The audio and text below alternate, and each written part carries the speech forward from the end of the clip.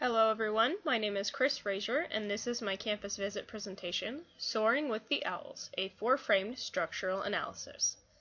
Over the course of 2 days, I visited with student affairs professionals on the Oregon Tech campus to conduct a structural analysis. The following represents my findings. We'll begin with some background information about Oregon Tech. It's a public co-ed school founded in 1947. The president is Dr. Chris Maples. Campus is located in Klamath Falls, which is southern Oregon. The colors are blue and gold. The athletics nickname is the Hustlin' Owls, and the mascot is Hootie, who is an owl. Total 2014 enrollment was 4,414, and you can see there that the male to female ratio is pretty even. There are 32 degree options, and they are accredited by the Northwest Commission on Colleges and Universities, and they are affiliated with the Oregon University System. The approach I took with this project was to first contact the Vice President for Student Affairs at Oregon Tech, who is Erin Foley, to gain her approval to even do the project on campus. Upon her approval, she suggested several individuals that I should set up meetings with, including student affairs directors as well as some other individuals that report directly to her. So I contacted these individuals and set up appointments. I then developed some interview questions. I picked several questions for each of the 4 frames. I then visited campus and conducted my interviews. Each one took about half an hour. I then reviewed the results and reported the information I gathered. It's important to note that there is some missing data. I was not able to meet with Dana Honorato, who is the Director of Student Services for the Oregon Tech Wilsonville campus, and I also was unable to meet with Tracy Lehman, who is the Director of the Financial Aid Office. So that information is not included in this presentation. Here is a list of the interviews I conducted. I first met with Erin Foley, the Vice President for Student Affairs / Dean of Students. Then I also met with her Executive Secretary, Nellie Stewart. I met with the Director of Campus Life, Admissions, Student Health, Housing, and the Student Success Center. I would have met with Financial Aid but was unable to set up an appointment with that director. So I was able to meet with almost all of the Student Affairs directors, so I feel like I have a pretty good representation of the department as a whole. I also met with Shelley Wilson and Bob Connor, who both report directly to Erin Foley, but are not student affairs directors, but I felt like their perspective was important as they also report to Erin, so they're sort of a part of student affairs. And then I also was able to meet with 2 students, Margie Anderson and Megan Drost.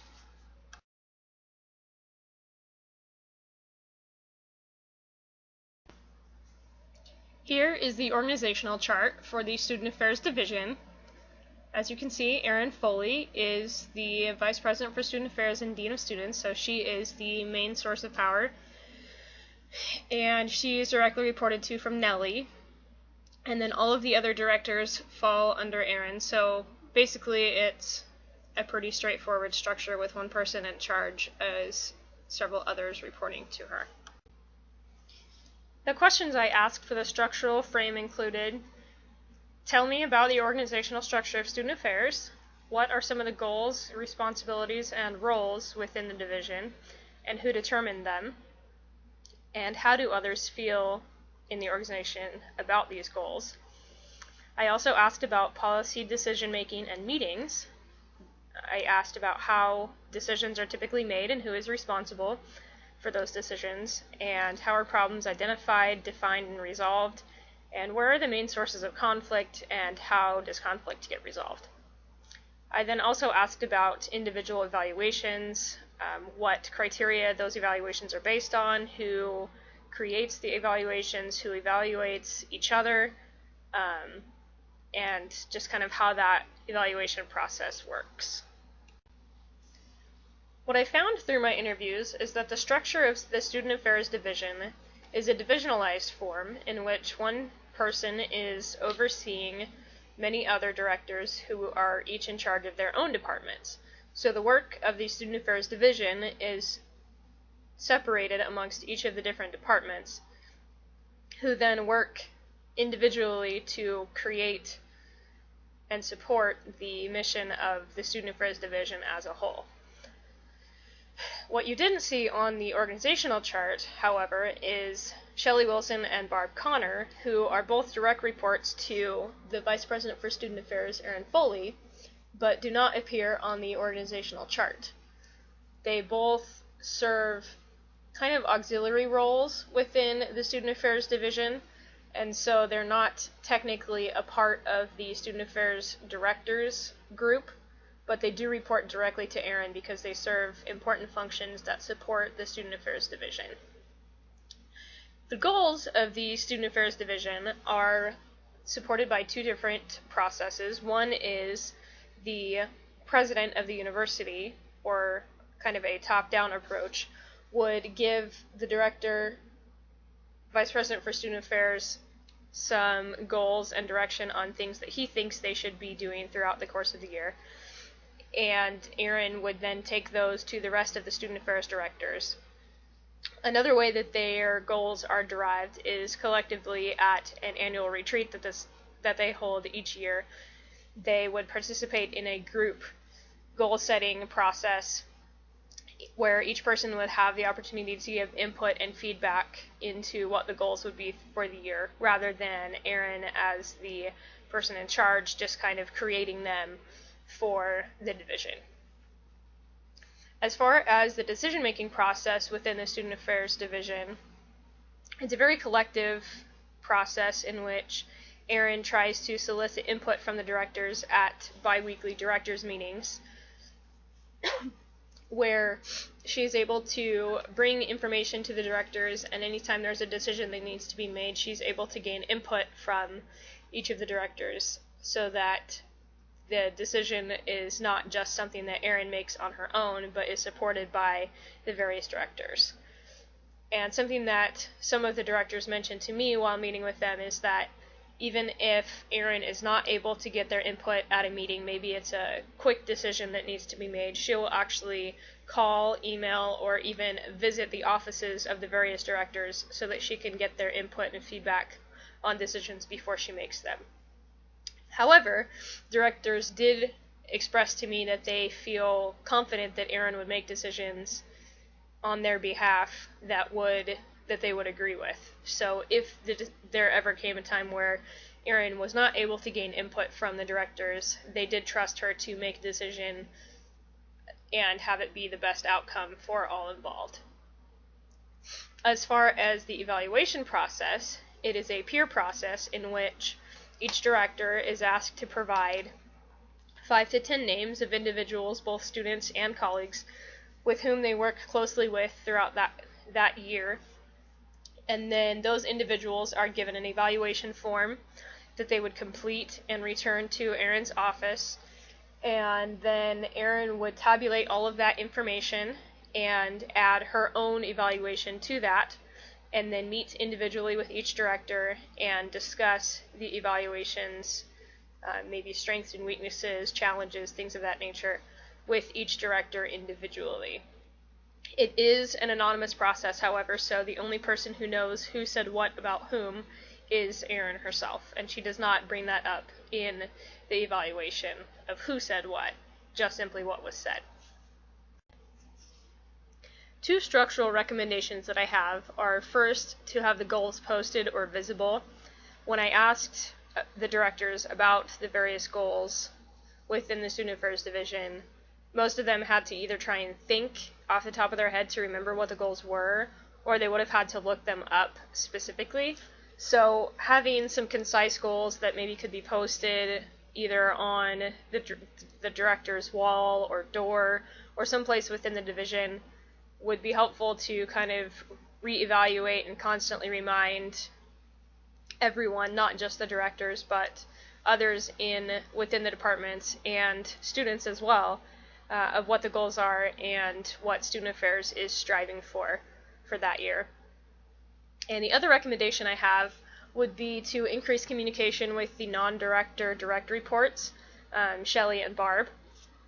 It seemed as though the fact that they were not a part of the Student Affairs Division made them feel a little bit like they were confused about what it was that they were were needing to be doing as far as student affairs was concerned. I think they sort of felt like they just didn't understand exactly how they fit within that demographic. So maybe just some more communication with them might be helpful.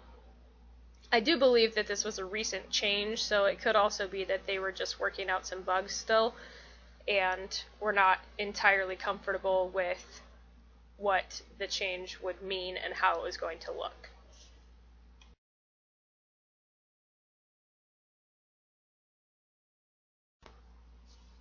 Some of the questions that I asked within the human resources frame were about diversity, morale, and motivation, about how diverse were the social and educational backgrounds and skills of the student affairs directors, as well as employee satisfaction, whether or not the directors felt like their work was able to make a change or influence the larger organization, and if people seem to be pleased with their work and motivated and happy. We also talked about turnover, collaboration, and interpersonal relationships. We discussed how often individuals get together outside of the workplace and if there was good camaraderie amongst the directors, and if there were any conflicts and how those were resolved. And finally, we discussed professional development and training and what kinds of opportunities existed for that type of training. What I found within the human resources frame was that the student affairs directors are relatively a diverse group, depending on which kind of diversity you choose to look at. They have a very even male-female ratio, which apparently was not always the case. It used to be a heavily female-dominated group of individuals, but now it's more closely to 50-50 male-female. There are various educational backgrounds, some in psychology, some in counseling, some in education, varying family situations. Some of the directors are single, some are divorced, some are married, some have never been married, some have children, some don't. Culturally, there's not much diversity, but when looking at the group as a whole, most of the directors feel like it's a very diverse group, even though there's not much cultural diversity.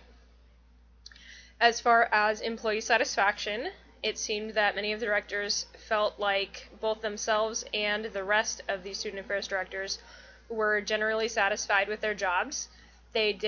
Several of them bring up that they all wear many hats and are very busy. So work is oftentimes not just 9 to 5, but on weekends and often after hours. But that in spite of that, they all seem to really love their jobs, and everyone seems to show up to work happy and ready to take on the day. And they also felt like this was evidenced because the Student Affairs Directors group has not changed for 3 years. The same people have been in their positions for the last 3 years, and they felt like that was not something that had happened before in the past, and so they felt like that was a testament to the satisfaction that employees have because they're staying and sticking around. As far as interpersonal relations, they felt like they had a good interpersonal relationship. Many of them said that they enjoy spending time with the other directors. Sometimes they will even spend time outside of work together, getting their families together to do different types of events and activities. Or some of them will get together to go out for lunch or for a drink after work. So there's a lot of good interpersonal relationships happening within the group. As far as professional development, the directors felt very supported by Erin when it came to professional development. They were often encouraged to attend at least one professional development type event throughout the course of the year, and many of them actually have built this into their yearly budget, but even so, Erin encourages them to take any professional development opportunities that may come their way. 2 human resources recommendations that I have are first to do more together informally. Several of the directors mentioned to me that while some of them get together outside of work with their families and things like that, that collectively they don't do enough together besides their kind of business and work. Apparently, over the years, they have tried to do things like a monthly luncheon where they all get together and go have lunch off campus somewhere, or they do a yearly potluck, but doing things like that more frequently so that the directors and individuals from their departments are able to kind of mix and mingle with one another and talk about things other than work. So several of the directors expressed to me a concern that these types of things didn't happen frequently enough for their liking. So I would suggest doing more together informally to kind of build that camaraderie and partnership. And then secondly, develop an official HR philosophy. I did not notice or find that there was one in existence already. So developing that would potentially help also increase the diversity as new individuals are hired onto the team. If diversity was included in that philosophy, then hopefully that would increase diversity within the student affairs directors.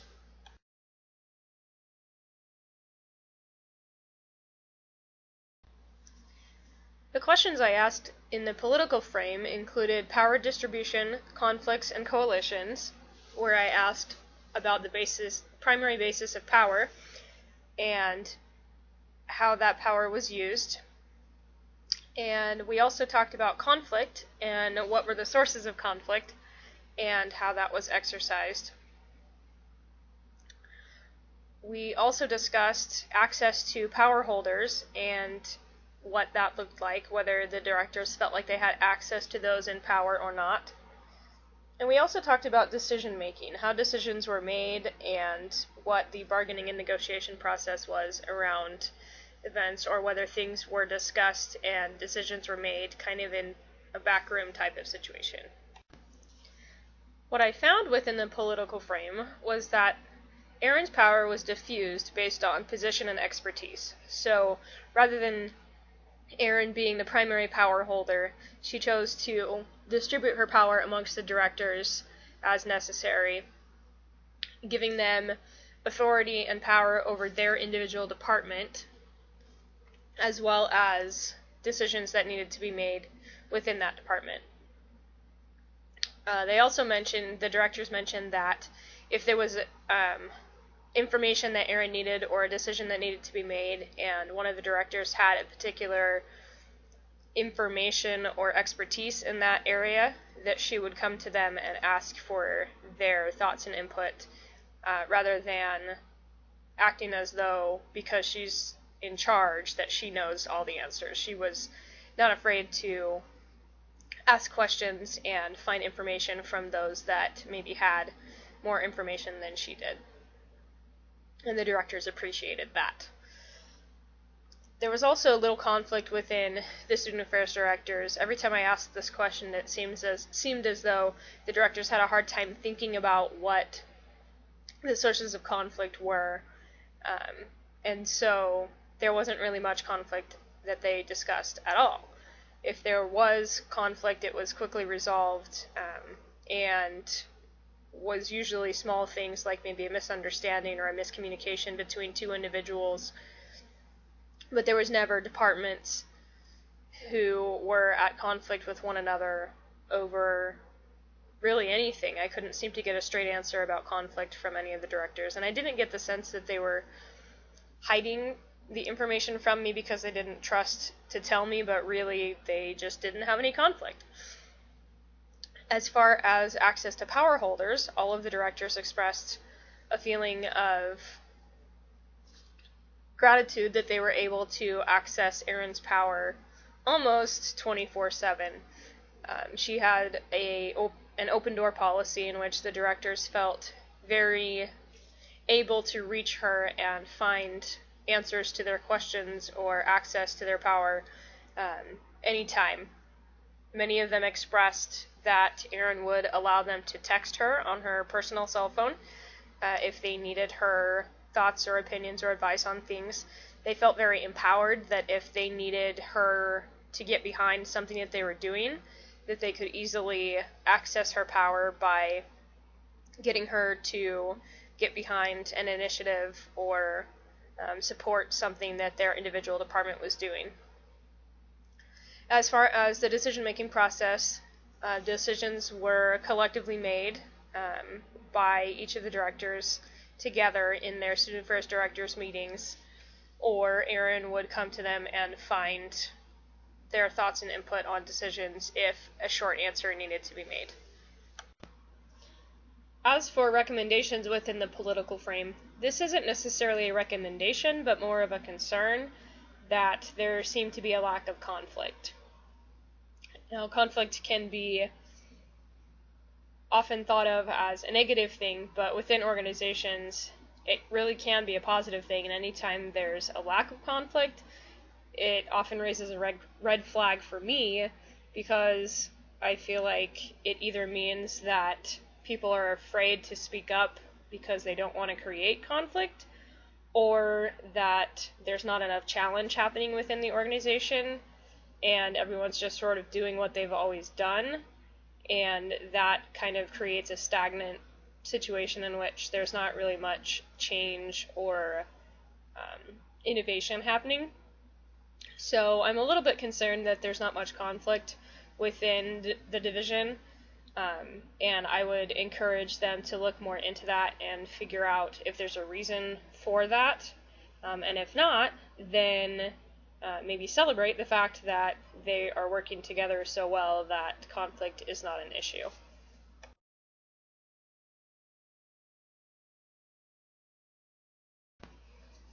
The questions I asked for the symbolic frame were about architecture and physical space and decorations.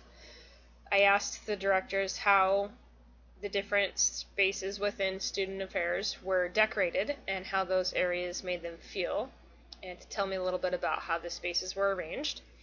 I asked them about how that is a reflection of the organization's history and core values. And then also I asked them to explain some different symbols and social norms or rituals. We discussed play and where and when that takes place and what it might look like, as well as what the symbols or rituals are that are associated with the Student Affairs organization. What I found with the symbolic frame was that there were several recent positive changes that were made in the various physical spaces in Student Affairs. Several of the offices had repainted and redecorated because there had been a lack of school spirit prior to, and so in an effort to increase school spirit, several of the departments decided to redecorate using the school colors. Several of them placed large vinyl wall decals of the logo in their spaces, as well as reorganized, purchased some new furniture, and generally just rearranged and redecorated. And they felt that this communicated to their students that they were about student involvement and about school pride.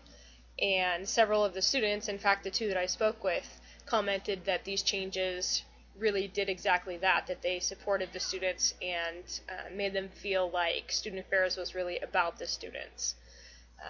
One of the most critical changes that happened was specifically in the Student Success Center, where new smart boards were purchased and several other study areas had been updated and made a little bit more student-friendly for group meetings and things like that. And the students really felt like that helped illustrate the point that Student Affairs is really there to serve and help the students. And that's where the core values came in, was that both the students that I spoke with and the Student Affairs directors all said that the changes that had been made to the various offices were reflective of the Student Affairs mission to be about the students and helping the students. As far as play, the directors felt like there was a healthy level of play amongst them. They expressed that oftentimes this play came during their student affairs directors meetings, where many of them would poke fun at one another and just kind of crack jokes and be lighthearted with each other.